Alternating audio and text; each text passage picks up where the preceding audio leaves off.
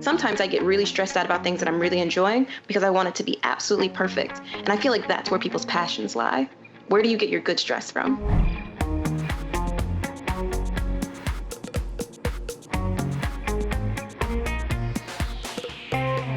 Welcome everyone to LearnOn Weekly. Super excited to be talking with our guest today, Shai Moore, who has a really fascinating story in the world of education, the world of STEM, specifically around robotics. And from what I'm learning right now, lots of really cool, exciting new research that she's doing as well. And before I do a disservice to her story, I would actually just like to have Shai go ahead and introduce herself. Hi, Jim. Thanks for having me. So my name is Shai Moore, and I consider myself an informal STEM practitioner and educator. Can you just elaborate a little bit on what it means to you to be an informal educator? So I don't have a classroom. My classroom is kind of everywhere, and my students are everyone. So like you said, I'll go into libraries. I'll do after-school programming.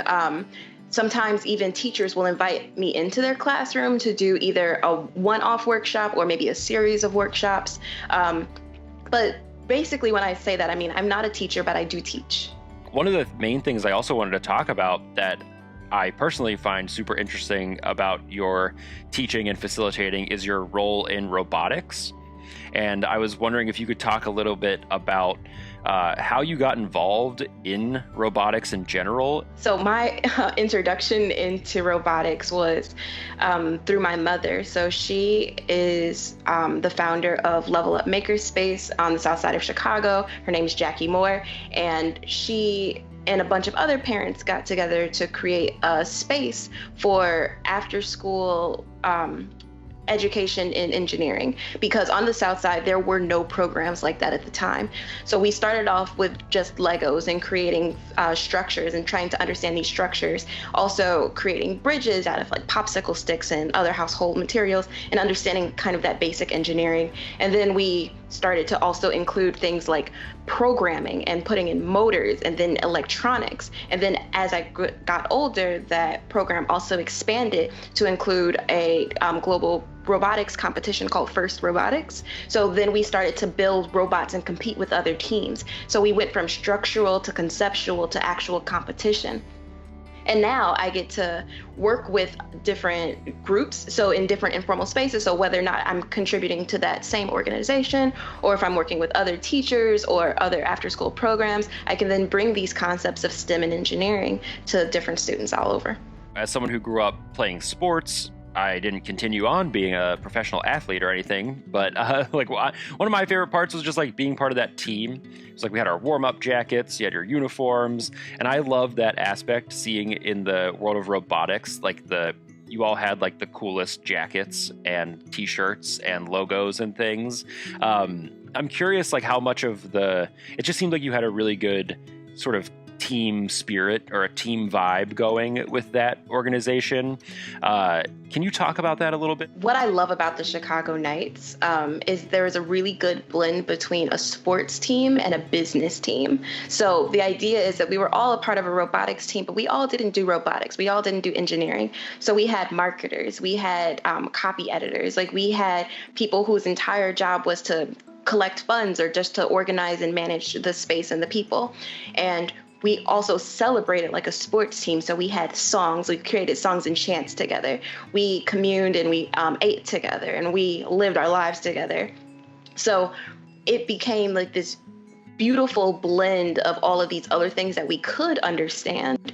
And then we brought it into this new space. So we were bringing in this understanding, because we all understand, what business is, we understand what sports is, but we didn't really understand what engineering was. And we didn't understand what engineering teams were. So I really love that about the way the Chicago Knights were structured.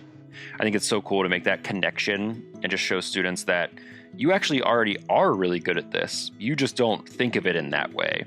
And I think that was actually another question I had for you, which it seems like as a person involved in engineering, for example, you have a different way of thinking about the world. And I'm curious if you have any thoughts on how being involved in STEM has kind of changed the way that you think about the world in general. I would say that it's changed me both for the better and for the worse. We all have our idea of what an engineer looks like. And it's usually not a Black woman. It's also usually not a Black woman who wears braids and beads in her hair. Like it's not me.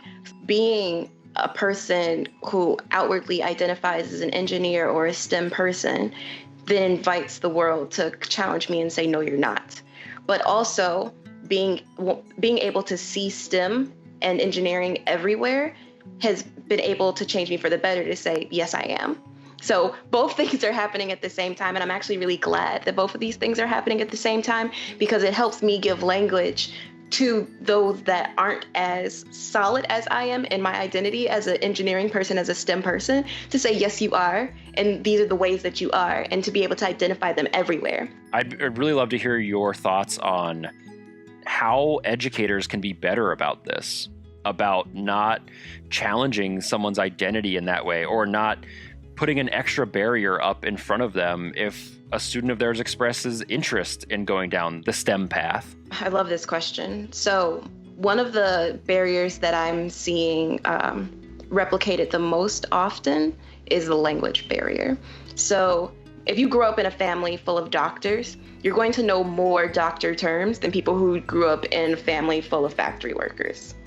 So that person's probably going to know more factory words, but if they want to be a doctor, then the person who is usually gatekeeping probably grew up in a family full of doctors.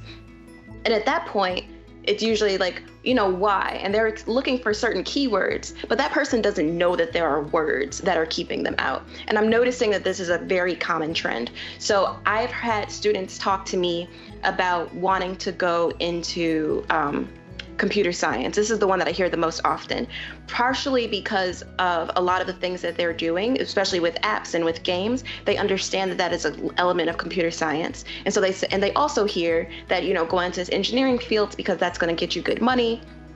And so they come to me and they say, I want to get into engineering. I want to go into computer science. But when I ask them, I say, what do you mean by that? What do you want to do?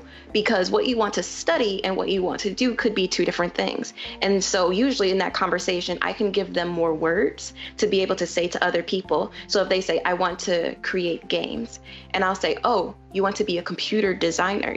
I'll give them words, because if they say, I want to go into computer science, that's not necessarily going to get them to where they really want to go, just because of a language thing. So what I think teachers can do for that is to give words to their students, as opposed to expecting the students to already have the words. As teachers, our job is to give people words and to give people tools. And I think one of those most powerful tools, especially when it comes to gatekeeping, is language. I think this will be incredibly helpful for our teacher audience. And just wanted to say again, thank you for joining us today. And thank you everyone for watching us this week on LearnOn. All right, thank you so much for having me, Jim. This has been great. If you are looking for cost-free STEM resources, please register at everfi.com/new teacher and explore the course catalog.